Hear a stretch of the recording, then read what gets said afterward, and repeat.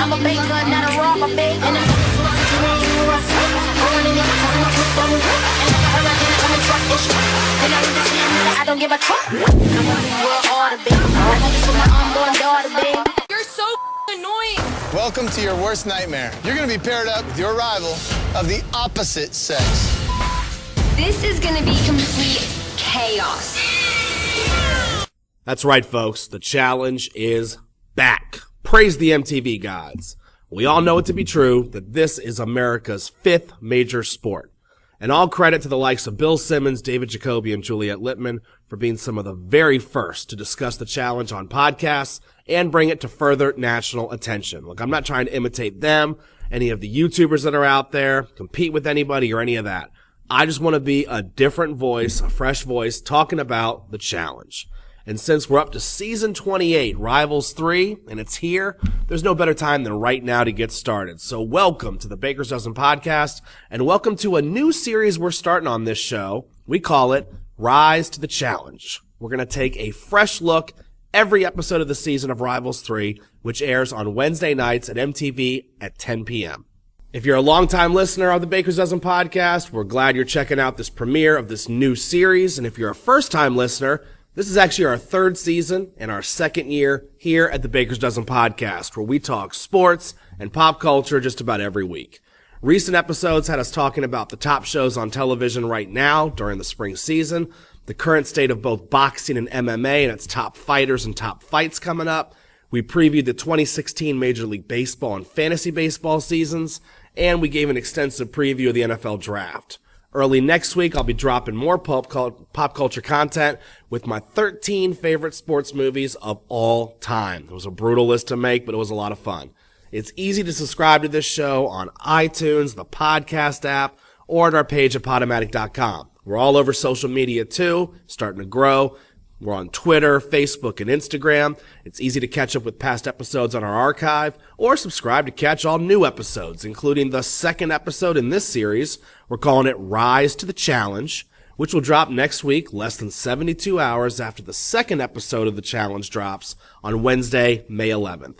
All the information you need to subscribe or catch up with us, to connect with us on social media, to check out the archive, it's located at our Podomatic page, but even easier, it's also in the information or details of this episode that you're listening to right now. It's that easy. We totally appreciate the support, and we hope you enjoy what we have to say. Whether it's about the challenge, any aspect of pop culture or sports going on right now, I've got a lot of great guests. I'd like to think that you'd like to hear their opinions, and some of my fresh takes as well. We appreciate your support. But back to Rivals 3, the season premiere dropped on May 4th this week with a 90-minute action-packed episode.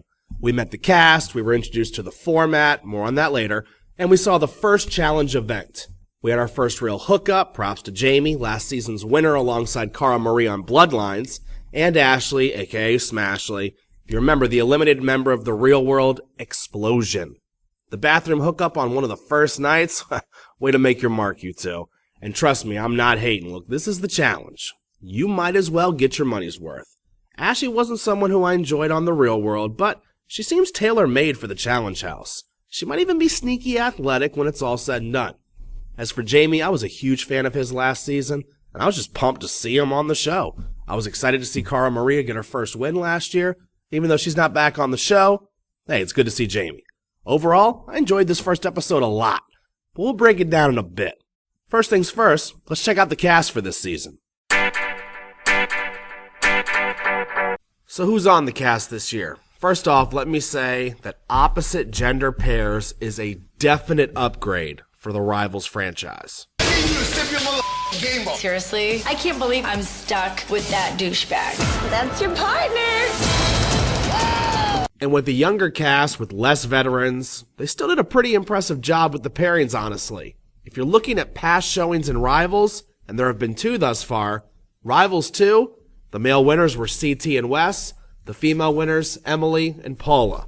And back in Rivals 1, Johnny Bananas and Tyler took home the male, female, Evie and Paula. I'm going to tell you right now, that is a stacked set of winners, which means if you have any business winning Rivals, you have to be elite or on your way there. As for this season's cast, it's probably easiest to break people down into smaller subgroups, and we'll start with our elites. Johnny Bananas, for many people, is the personification of the challenge. He leads the show in appearances with lucky number 13 this season. And with a record 5 wins and an appearance on the finals of Rivals 2, as I said before, he won Rivals 1. Look, Bananas has made nearly $500,000 in cheddar. Seriously, $500,000 on this series. Although his 2 most recent appearances have left him out of the finals and thus out of the money in the winner's circle. Of course, and maybe it was talked about a little bit too much on this premiere, no surprise, Bananas was double-crossed by his current partner, his rival, Sarah Patterson, in Battle of the Exes 2. It's not the first time Bananas has been at the center of controversy. It's just typically from the other side. You feel like you were screwed over by your friend Sarah here, so talk to us a little bit about that. Using the term friend, I guess I don't really know what that means anymore. I've got a lot of friends, and my friendships do mean a lot, but they're not most of my friends, especially on these shows, aren't worth $60K. The way that I play the game is I want to be there. I don't care how close this person is to me. If they're not going to help me out at the end, then I'm sorry, but it's the game that we're playing. All that, dude. This is about winning, and this is about money. For you to do what you did, Sarah, takes lack of soul and lack of a conscience, dude. It's like a serial killer mentality. People hate you when you have figured out the game and they haven't, and when it's benefiting you and it's not them. And I understand. It's just how it is, you know? All is fair. Exactly. Love, war, and challenges. Special shout out to YouTuber Sarah Solly DT for mashing together that amazing video soundbite showing the many ups and downs of Bananas' logic. Don't let anyone fool you. Don't let Bananas fool you. Sarah played the game and got Johnny before Johnny got her. Johnny showed last season in Bloodlines he'd screw over anyone he needed to in order to win, and that he tried to talk himself out of any dilemma whatsoever. It's what makes him a dynamic player. But you can't have it both ways. You don't get to screw over people left and right and explain what a genius you are and it's just a game, only to be left outside once in a while and then throw what is now a Hall of Fame hissy fit. Look, I'm not even a Bananas hater. The guy has been at the top of the mountain nearly each and every of his 13 seasons. Most people love him, some people hate him, but you know who Bananas is and you have an opinion about him. But he doesn't get to have it both ways. The guy's the dirtiest player in the game, as many of the best are, regardless of the sport or competition they're a part of. So he can't cry when he ends up with the short end of the stick. Lucky for Bananas and Sarah, they are the team to beat. In fact, that's my prediction right now. They're going to win this show. Prove me wrong. They're mentally and physically tough. They're both past champions. And they have solid alliances, and they know how to play the game as well as any of the current vets. Those rookies, they don't know what's going to hit them. Look out for these two. Although I'm just getting a headache already, honestly, knowing that the entire season is going to be about this issue. And MTV is going to run it into the ground because Bananas is one of the names that everyone knows. But do us a favor, MTV. Bananas, do us a favor. Get over it, get focused, and try to start winning. Glass houses, Banana. Glass houses. I lucked out as Nani being my teammate. She's the most athletic girl of all the losers. Another strong veteran team is Wes Bergman, a.k.a. the Mad Genius, and Nani Gonzalez. Wes is back for his 10th challenge, still looking for his second win, and is always Johnny Bananas' top opponent. Meanwhile, Nani, always the bridesmaid it seems, is on her 6th challenge and still looking for that elusive win. If Cara Maria was the one that couldn't get it, and did last season, now we'll see if it's Nani's turn. Look, Nani is as emotional and ready for drama as anyone not named Camilla in that current house. Now, Nani does seem past the random hookups, sorry Kata, but she's always ready with the waterworks. And with her cousin being there, there's just more drama ready to happen. Look, this is a team that has been snake bit by Bananas. Wes's scheming has fallen short in recent seasons, which makes me wonder if he can keep quiet long enough to make a deep run in this crowded field. Meanwhile, we've got creepy Uncle Vince, Bananas' cousin, and bloodline from last season. Well, he luckily got paired up with Jenna Capono, a.k.a. Jenna who used to date Zach, a.k.a. Thor. And Jenna has reached 2 finals in both of her years. But more on this team later in the show, when they're going to get their due time. The best thing about Avery I can say is the fact that she's trusting. But you know who else was trusting? Mufasa, right before he got murdered by his own brother. You hated me and disliked me for no apparent reason. You didn't even know me. You're gonna have to get down on your knees because you lied twice. Fan favorite Leroy, aka the party boy of Las Vegas, finds himself paired up with Avery of real-world notoriety in Portland. She had a rough breakup off camera after her season with Johnny Riley. Avery doesn't have the best reputation, and Leroy clearly thinks she cheated on Johnny after their season. And look, I'm an outside observer, but I was sold. If you don't remember, Avery moved to Boston with Johnny Riley after their season ended in Portland. Look, nonetheless, whether Avery cheated or not, Leroy is usually great television and always somebody who's easy to root for. There are members of Bananas' family tree, like Leroy, who's always had his back, and yet Bananas, last season, got a little shady. Look, this is still one of the better teams to look out for. I can't say if I know much of anything about the 8 contestants from Are You the One? It's an issue the show is attempting to overcome with many fans like yours truly. The fact is that this cast is not very well known because they're not part of the Real World or Road Rules or, extended challenge family. Not until they join the show. The Are You the One cast members include Dario, Devin, Cheyenne, Brandon, Brianna, Nate, also known as the tattooed kid who wouldn't jump out of the plane, Christina, and Simone. And although I suppose with members coming from fresh meat and bloodlines, you could argue that they were outsiders to the show as well, look, I don't have a problem with Are You the One? I don't watch the show. I'm going to talk more about it a little bit later, but bring them on, let them see. At the very least, Christina and Dario were both on bloodlines. Christina exited in the first elimination. Dario went down in an embarrassing over-celebration moment, but we'll talk more Are You the One and sort of the conundrum that faces near the end of this episode. Ashley's really good at lifting the bottle to her mouth. Corey's gonna be a great partner as long as he doesn't have to spell. You're just a cocky ass. You think you're like some big shot because you've been on the challenge one time. Let me tell you, you're a hot mess. Stop acting like it's all about you for one. Corey Wharton also returns, so he just doesn't seem to be the beast athlete that I think he'd be. But Corey did finish second with his cousin Mitch in Bloodlines this last season, and he's paired up with a fellow real-world explosion castmate, Ashley, a.k.a. Smashley, who Corey helped kicked out of the house, but that was her doing anyways. Look, Ashley has already made her mark on this young season, hooking up with Jamie in the bathroom the first night in the house, but more power to him. It's what this show's about partially. Look, Ashley in the competition actually showed more potential than I expected.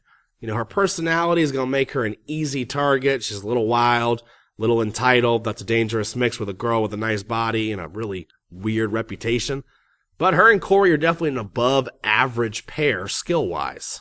The aforementioned Dario returns from Are You the One and Bloodlines, minus his twin brother Ralphie, paired up with Nani's cousin Nicole, who you may notice on screen almost immediately, wearing more face makeup than I can imagine fits on a single face. Personally, I don't mind Dario. The guy's cocky, but I think it works for him. Nicole, she's not a terrible athlete, but this duo just doesn't interest me much because I don't think they'll be around that long. They could fly under the radar and benefit from Nani's protection, but I don't see him making a run of any consequence. Now, consequence, we do have Jamie, of bathroom hookup fame now, and he's paired up with Kellyanne, who, like me, is pretty thrilled that this show is Anissa-free. And she's one of the women on the show that has put up results. Cara Maria, not on the season. There are still some talented girls on this season, but as for veterans, she's probably one of the athletes you look at immediately and say, hey, I don't want to go against her. Abram, not on this show, but Jamie, he kind of is, the new part of that mini little faction. He won last season, in his debut, something that's not easy to do. Now, Kellyanne is one of the top female athletes, like I said, but seems to make enemies really quickly. And, Jamie, he seems pretty level-headed, but I wonder if that, that persona, that Boston mentality, the guy works as a as a corrections officer, so he's tough as nails. So I gotta wonder if his mouth is gonna start to get away from him, especially without a Cara Maria or an Abram around. Look, I think Kellyanne is a top 3 girl. I think Jamie is a top 5 guy, which makes this a top 3 team. So look out for them near the finals. In fact, if I'm one of their competitors, I'm trying to get them out early. Thomas Buell, a.k.a. the guy that made out with Cara Maria and started all the drama last season. He's another real-world explosion cast member and one that I really never connected with his vibe, never really got his thing. But he's free from his ex, or at least we hope so, and he's back on the show. Problem is, he's paired up with one of the weakest competitors on the show, Simone Kelly, And this is one of those strategies I think you have to come into every season with. Don't become rivals with a terrible athlete or somebody that you think has no ability to help you win, because it's eventually going to bite you. Now, apparently you don't want to lie on Simone. I don't know what that whole argument was about. It was a little funny, but also a little ridiculous. But to her credit, Simone did okay in her first challenge, but she's tiny. She doesn't seem to exude any type of confidence. I don't know if she has a great desire to win and prove people wrong. She reminds me a lot of a Joanna. I just don't think of her as somebody who's going to go deep in any challenge. Now, look, I understand the danger of these events, but with safety crews setting this up and MTV nowhere near risking a lawsuit, or if somebody gets seriously hurt, an end to this franchise, some competitors just need to stop claiming, I don't want to die, I'm going to fall and be crushed, because I don't think this is what audience members are thinking. I don't think that that's a good soundbite. Look, there has to be some sort of implicit knowledge that these events will test your limits, but ultimately you're going to be safe. If somebody was nervous that they'd fracture something or tear a ligament or have a hernia, I'd accept that, but stop telling me you're going to fall and die. I know how high you were up. I've been bungee jumping. I've been skydiving. I've been on every roller coaster I could think of. I'm not equating these necessarily, but I'm just saying there's an implicit danger, but you're not going to die. Now, back to the cast. Camilla and Tony. What a duo. They might be off the branches of Banana's tree, but then again, Camilla and Bananas, that's long gone. Camilla is personally one of my favorites. I think she's one of the most underrated girls the last 10 seasons. And I love that she's paired up with Tony. I think Tony's an absolute dumpster fire, and that's fun to watch. And Camilla, look, the girl is gorgeous. She's Brazilian, and she really has no fear, and she has no limits, especially once that liquor gets going. Let go of bloodlines. This is the face you got to get used to seeing every single day. Yes, Tony is quite the douchebag, but let's be honest, he's our douchebag. And the Johnny Manziel clone and look-alike, frankly, I'm glad he's back on the show and hopefully stays healthy. Look, Camilla has the goods, and then some, to win events. Look, it's her 8th challenge. She has a win with Bananas on Battle of the Exes. It always comes back to him. But Camilla also made the finals in Rivals 2, losing to a stellar team in Emily and Paula. Look, Emily was a tank. Paula she was starting to win. Camilla has been to a staggering 10 eliminations, winning 6. That's the type of legacy you want to leave. But I will say that it makes her a target. And Camilla's temper is borderline manic. I mean, she is just crazy at times. And the crazy thing is she knows this about herself. But she's playing for her spa, and I actually respect that. It seems legit. I think her and Tony can last a few weeks, but I wonder, with people looking at her as a target and somebody they want out of the game, and with Tony's mouth and attitude, I don't know how long they can play their cards right, but I will say this. If this team could get near a final, it would be dangerous. But I think there are just a few too many issues that are potentially standing in their way. Look, this is a roster with plenty of talent. You've got former champions. You've got names like Bananas, who's got 5. Wes has 2. Sarah, Jamie, they have 1. Camilla has 1. And several people that we've mentioned are hungry for a taste of their first win. Kellyanne wants 1. Nani's desperate for 1. Leroy, everybody would love to see. These are people that want to show themselves. Young bucks like Corey. And while we don't have a CT or Zach that's like the physical alpha male, because it's not Corey, look, keep in mind that between those two, CT and Zach, they have 2 titles. That's probably not as many as you'd think. We're also, we don't have a lot of hotheads. I don't see a Hurricane Naya. I don't see an Abram. We're missing some of those veterans like Teresa and, Cara Maria. Legends like Kenny and Derek and Dunbar, Landon, Darrell, Mark, The Miz, Paula, Evie, Veronica, they're long gone from this franchise, and that's okay. It's time for a new chapter. It's time for a new backbone, legacy, foundation. But don't worry, because despite many of these people I'm talking about leaving early on, this cast has the goods to be more than entertaining this season on the Challenge Rivals 3. I think we're going to get some new names into the lexicon. I think we're going to get some new names that you're going to want to see in future seasons. And I'm hoping that at least 1 or 2 of the Are You the Ones can also step it up as well and become people that we want to see on this show. The elephant in the room for every recent season of the Challenge has to be the Are You the One contestants that make up part of the pool. Are You the One is a new age dating show on MTV, and 8 total contestants out of the 26 that are currently in the Challenge House are from Are You the One. And it's actually a smart move. Personally, I don't watch Are You the One, You know, it's a little ironic because 95% of the reason that I still watch The Real World is so I can keep up with the new potential contestants on the challenge. But between Fresh Meat and Bloodlines and now Are You the One, that logic doesn't hold as much water as it should. I should be watching Are You the One? Nonetheless, I've been watching The Real World for 20 plus years, so it's hard to quit. And as to why I don't watch Are You the One, I mean, it's likely, or largely due to the fact that I don't watch dating shows. I just don't. I don't watch The Bachelor or Bachelorette or any similar incantations. The last dating show I watched was Singled Out on MTV. And let's be honest, I mean, I bet you can guess why a preteen male was watching Singled Out on MTV. Yeah, thank you, Jenny McCarthy. I do want to give MTV credit, though, for putting 8 Are You the One contestants on the show, though. I mean, among 26, it might not seem like that many, but simple math, and that's the only type of math that I do. You're talking about 30% of the cast is not from the real world or strictly from the challenge. And that means that Are You the One has power. I mean, it has a voting block that they normally wouldn't have. Often it's encouraged for rookies to team up against the veterans because they're going to get picked off likely because they don't know how to play the game. Well, the same goes for Are You the One cast members. Typically those are the first teams off because they're not seen as part of this world when in all reality they are. A team still has to perform. You cannot put yourself on the chopping block, but if you're a team, if you're a block from Are You the One, you have more strength than you think. And you have to hope that this team, and you saw some ideas being formed for this, which was smart, and then some people sort of backing away from it, which is dumb. Again, you don't want to just label yourself as an Are You the One member, but any chance you have for an alliance, you have to take. Now, none of the teams of the 4 that are really dominant from, this segment seem like juggernauts, but I will tell you that there are 2 pairings that I thought looked somewhat impressive in the first event and overall. Brandon and Brianna, and Cheyenne and Devin. And I think that Cheyenne and Devin actually could be a pretty powerful team because it seems like they're getting some attention from around the house, and that's another good way to perform alliances. I'm totally bummed not to see Brittany Baldy, from season 1 of Are You the One, and formerly of Battle of the Exes Part 2 on the challenge. Brittany didn't win her season, but she did win 3 of the 4 challenges she was a part of. Look, I thought she was a good cast member of the show. She's got a great Twitter game. She's a big-time sports fan, even if it's a lot of Boston teams. She's got a good presence on camera. She's got a dynamite smile. She just seems like a cool chick. And, she may be trying to go a little bit bigger in the media, pop culture world, but, she did a good job on the show. She's the one Are You the One member that I really, connected with as a viewer of the show. And I'm hoping that she's back on for another challenge because I think she'd be a great addition. Event number 1, called Give Me Some Slack, was a solid first event for the season.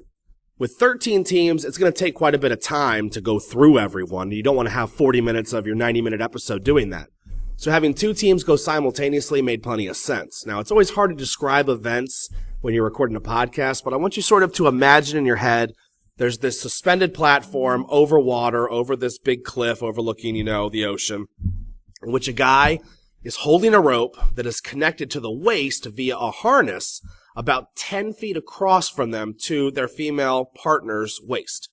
And the female partner is walking across a very narrow platform that's probably a 1.5 foot wide, just enough for their sneakers, to be able to grip and walk. And you're walking, not in a straight line. You're walking left, right, but you're sliding your feet across. And what the girls have to do is they have to lean forward and grab some small trinkets and then walk that trinket back over to a basket, deposit it. It's 5 trinkets. It's timed, but the object really is to get those trinkets. And the girls have to balance themselves, often by leaning forward and then sort of keeping their momentum while the guy is holding a grip on the rope, trying to give some slack and, keep their leverage. And it's going to take balance and poise and strength and, of course, communication. And most groups did a good job. They got 3 out of 5 of the trinkets. Only Jessica and Johnny Riley ended up with 2. Thus their immediate entrance into the elimination event. And, they were one of the first groups to go, and they pretty much knew it was going to happen. It's never easy to root for other groups to fail, especially when the first 2 trinkets were so easy to get. Now, while a few groups did nab 4, and the 4th one took a heck of a lean, only one group was perfect, and we'll talk about that shortly. But I thought the event itself was challenging without being too physically taxing. It wasn't an event, but they did some skydiving earlier in the episode, sort of indoctrinating them into the game. It was a smart move. It was a beautiful view. It was a good way to get that adrenaline rush. Everyone competed and everyone seemed relatively even. Only one group grabbed all 5, so timing wasn't a factor for the tiebreaker, and that goes the same for only one group having 2. Overall, I was a fan of the event. I absolutely expect them to step it up, but it was something new, and it was cool. Teamwork is so key to winning these events and the challenge itself, and several teams sort of impressed. Several teams communicated a lot better than I think people thought they would, and that's going to go a long way. If Tony and Camilla can work together, that's a huge benefit for that team. Other teams, of course you see the issues with Bananas and Sarah, but we're not going to pretend that team's not going to be there near the end. Look, I can't say that I was surprised with Jessica struggling. As for Johnny Riley, I think he's a solid competitor, but I have a hard time believing that he's going to be able to survive a lot of eliminations.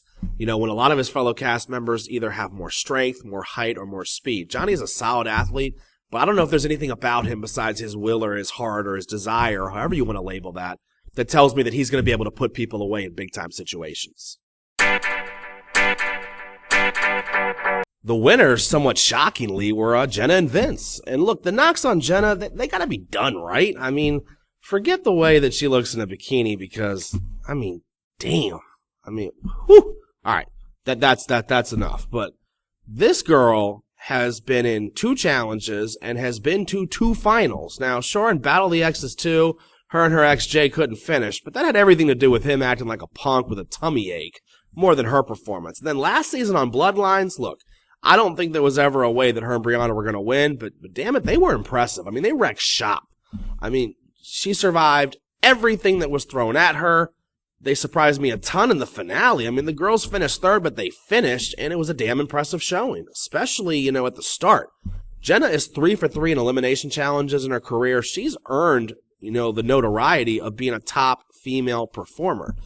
She's not one of the elites of all time, but she's as good as it is going right now. And with her height and balance, it doesn't matter how ditzy this girl is, She is a talented competitor. As for Vince, he developed his rivalry with Jenna on last season of Bloodlines. It's not a really big one, but, Jenna was one of the few that would call out Vince for kind of being that creepy uncle.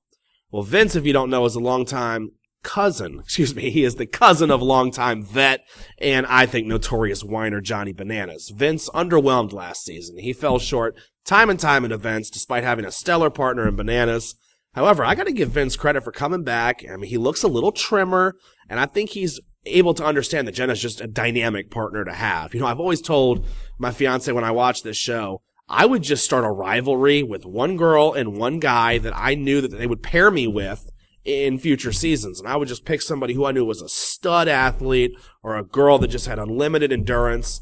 I wouldn't be mean about it, but I would form a rivalry and I would just have it be one based on competition and hope the producers would be like, hey, I'm going to put them together. This is going to be a good team. Honestly, Jenna and Vince is a team that could finish near the top 4 or 5.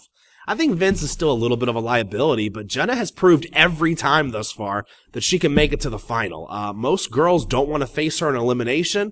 She just stunned me last year taking down Kellyanne. And look, I can't blame the girls if they don't want to. This is a good win for them. I'll be curious to see who they throw in. You got to believe that Vince is going to do whatever Banana says. But, hey, after one round, Vince got the win and Bananas didn't. Jenna got the win and Sarah didn't. Hats off. That was an impressive showing in the debut challenge. Honestly, there's never really that much to complain about when you're watching a show that you enjoy so much. And this was a busy 90-minute episode. But I was a little bummed to not see some debate over who would be going into the elimination round against Johnny Riley and Jessica. I understand in the premiere you don't give everything away immediately. You got to hook people, even if they're new viewers, to an established franchise. And I didn't expect to see any part of the elimination itself, not even what the event would be. And maybe not even the vote, but the ending was a little anticlimactic, honestly. I would have liked to have at least gotten a preview of maybe where people's heads were at, after the first event. Now, I don't watch the clips, the previews for next week's episode because I want to come in fresh. 99% of my MTV viewing is done via DVR, so I won't see commercial promos either. I can easily avoid them on YouTube. I'd give this first episode a solid A- grade. It was a good premiere. This is a good premise. This is a really underrated cast. But I want more politicking, and I don't want to wait a week to get it. That's one of the tough things. We don't know a lot about this cast because a lot of it's so new. A lot of it's Are You the One based.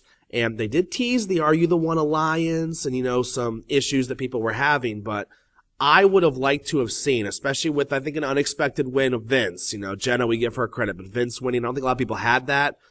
I would have liked to have seen their reaction, and I would have liked to have known almost immediately, Bananas, is he making the decision for Vince, or is Vince growing up and starting to play the game himself? What's the factor of that? Is there an early alliance? And of course, a big-time story this season is going to be Johnny and Sarah and that dynamic and that relationship, and I hope they don't, go overkill, but with Vince winning, it immediately brings Bananas politicking and alliances into play, and that's something I would have liked to have seen on the premiere, honestly. Money in the Bank. At the end of the season, 3 teams will compete in the final challenge for a share of a $350,000 prize pool. The first team to finish, the first place team, $275,000. Second place, $50,000, and third place, $25,000. Now look, that's a split.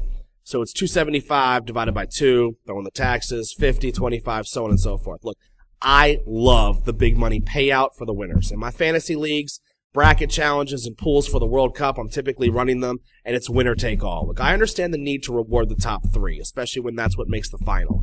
But I love a gigantic major percentage going to the winners. If you finish second or third, look, you're not going to be able to invest those winnings in a business or in a house or a mega vacation. But it's a nice chunk of change for a month's work. But it's not life-changing. First place, sharing $275,000, that's life-changing money. That's starting your business. That's investing. That's, a down payment and, building up escrow in a house. That's changing your life and getting out of debt, especially if it's college debt for a lot of these kids. Look, I just hope the finale itself will learn from some of the mistakes of past years. I don't like how Bloodlines sort of have this cumulative time. I want to see the first place team finishing first. And I think that the producers are going to realize some of the mistakes they've made, but also look at some of the strengths they've had with more than just endurance. I like sleep deprivation ideas. I like, battling the extremes of weather. I like the eating challenges. I think they're done well. You don't penalize greatness, though. I want to see teams that are great have the ability to dominate. I know that we all want both teams, racing towards the finals, and that's the hope, but I'm not going to penalize a team that's great, and I'm also not going to give a team that has glaring weaknesses a chance to win. And hopefully the producers understand that, yes, it's nice to look competitive, but we all know who the better teams are. And, the first team to finish, they deserve a large chunk of the cash at the end, and that's exactly what the payout is. I'm completely on board for this. It's basically a winner-take-all situation, and that's how sports is, and that's how America's 5th major sport, the challenge, should be. Location, location, location. Look, I'm not going to say much except that from what I saw in episode 1, the setting is absolutely gorgeous. Huatulco, Mexico, it's picturesque. The house looks as good as any as I've seen in recent years. The mountains, the cliff edges, the water, the beach, the sand. It just looks like it's a perfect place. And when they were skydiving from that low of an altitude onto the beach, come on, man. I've been skydiving twice. Both times were fun, but they were in West Virginia and basically landed into a large field. I mean, I had a blast, don't get me wrong, but that view, that's worth a vacation trip by itself. This looks like it's going to be a great location for the show. I'm envious every time I get to see them out there, and I'm hoping that, these rumors about going to Buenos Aires, Argentina for the finals, bring the mountains into play. I love that. Bring the elements, bring the weather, bring endurance, bring, everything that you can to this challenge to make things more difficult. Whether it's oxygen intake, it's, those muscles burning because, you just don't have as much air to fill up your lungs. I love that about the mountains, but I will say that Huatulco, Mexico, perfect choice. It's great to see, and it's going to be a fun season just to watch.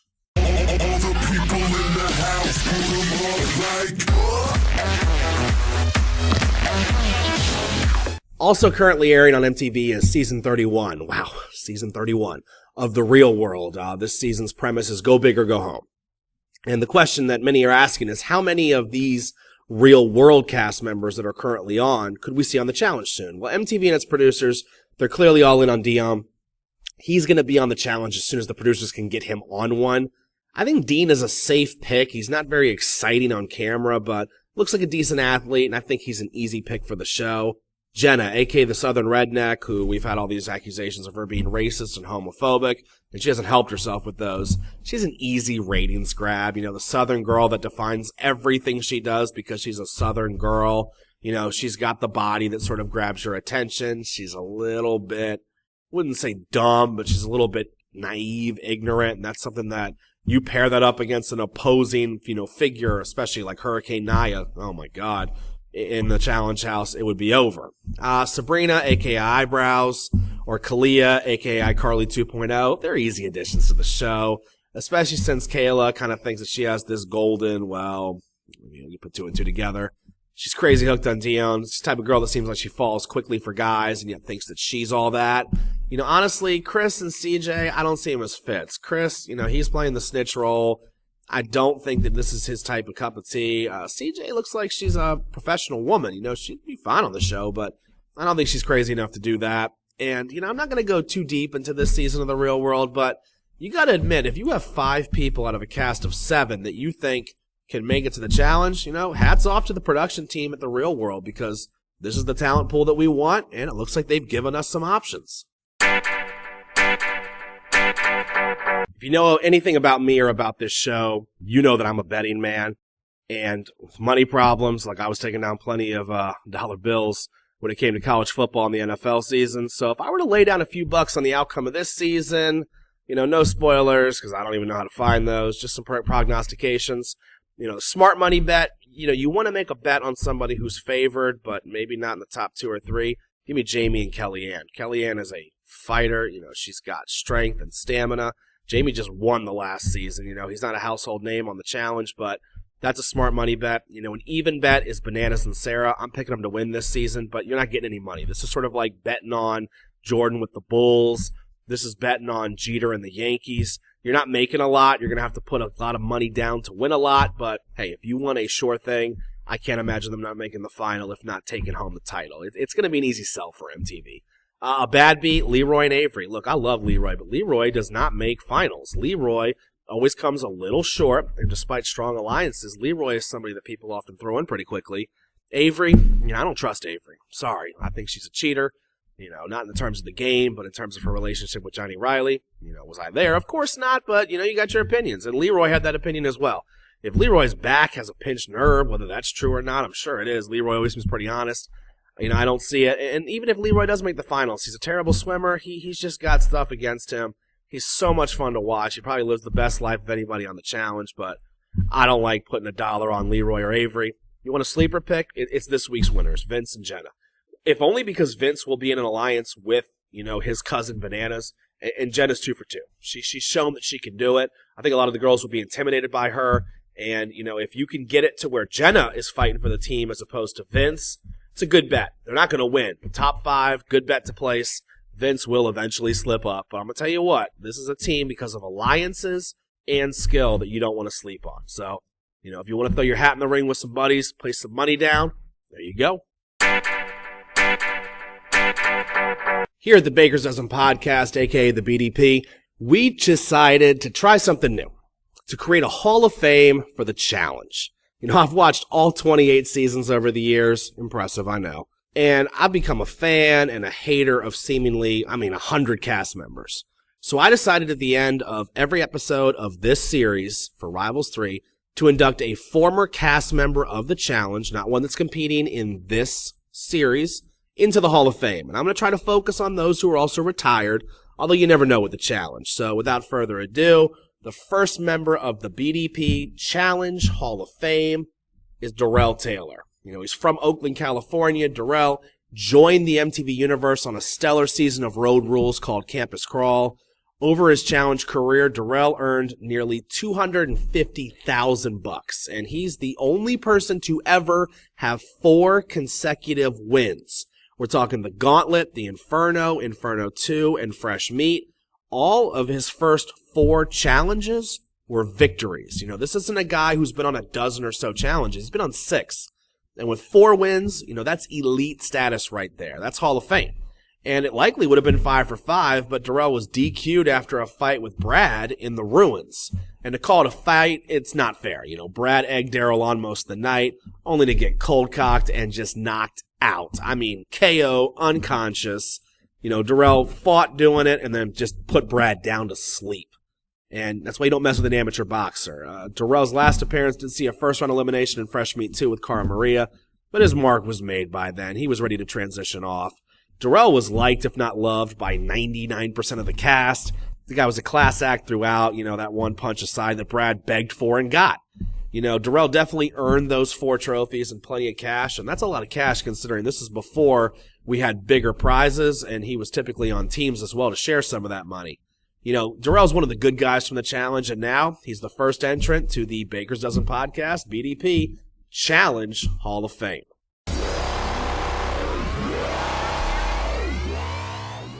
It's about that time to wrap things up here. You know, I hope you enjoyed the first episode of our new series, Rise to the Challenge for Rivals 3. You know, it was a lot of fun talking about it, and I hope to get a few friends on here, especially my boy Jimmy Wright, who is also a huge fan of the show.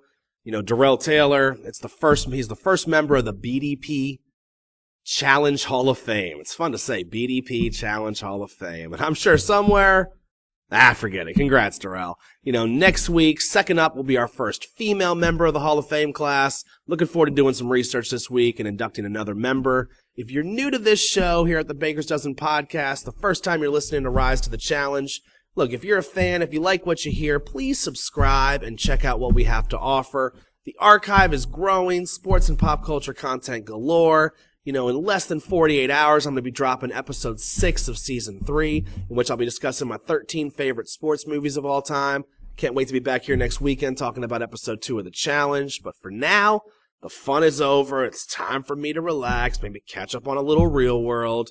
And we'll see you next weekend where we again try our best to rise to the challenge. If I could choose to start it over, I'd exercise more discretion. The lies are all bad, so nothing's so dead. Do you have good intention? Come on, let go of those affectations. You don't fool anyone. Come on, let go if you want it to go. The years will say what happened to you. I don't give a I win every fight. You kidding me? Yeah. I will smash his head and eat it.